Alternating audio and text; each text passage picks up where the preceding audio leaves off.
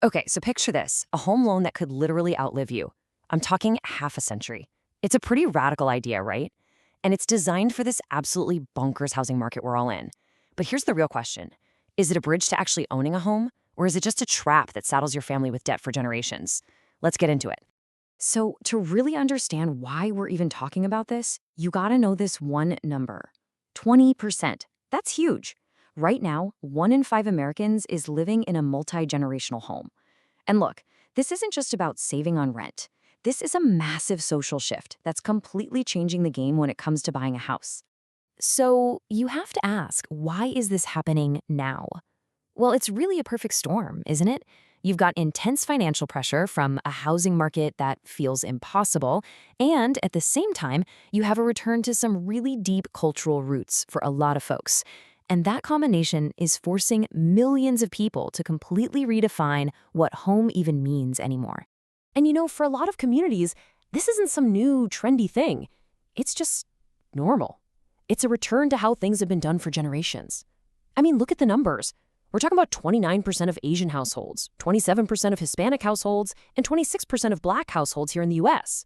In these cultures, the family isn't just family, it's an economic team, right? A built-in support system. Okay, so with this new reality, economic pressure, families living together, the financial world has cooked up something pretty controversial. Enter the 50-year mortgage.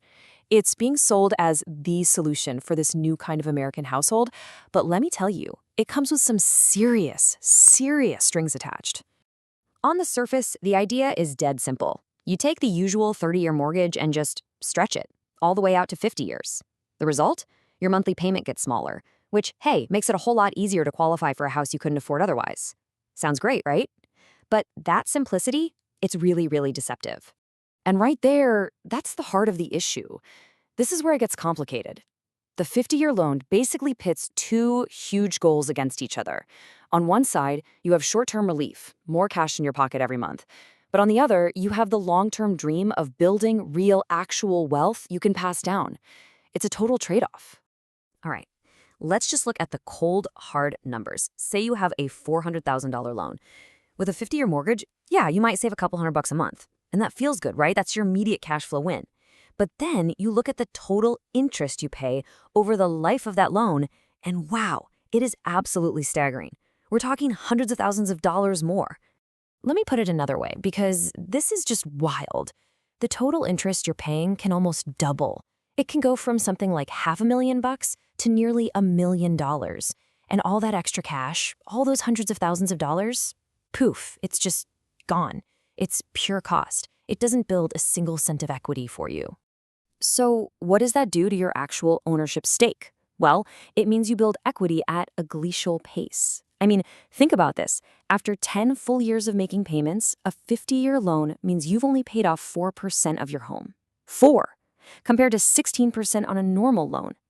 This equity crawl, as they call it, leaves you so incredibly vulnerable if the housing market takes a dip. And just when you thought the slow equity growth was bad enough, there's more. A lot of these non-traditional loans have a hidden catch tucked away in the fine print. And this one little detail can turn what seems like a flexible tool into an inescapable financial trap. And that catch is called a prepayment penalty. It's exactly what it sounds like, a fee the lender slaps you with if you try to pay off the loan early, whether you're selling the house or just refinancing. And why do they do it? To protect their massive interest income. It's basically designed to lock you in and keep you paying and paying. Now, these penalties come in a couple of different flavors.